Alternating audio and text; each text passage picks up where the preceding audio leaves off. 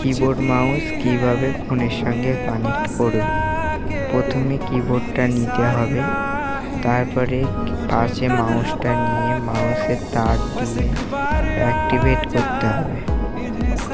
তারপরে mouse pad নিয়ে তার তলায় মাউস প্যাড রেখে মাউসটা রাখতে হবে। 2.0 OTG হাব নিয়ে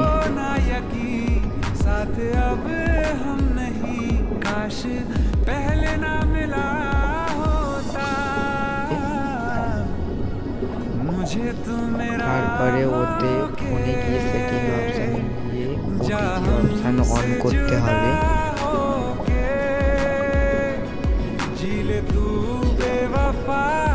করার পরে মাউসে আলো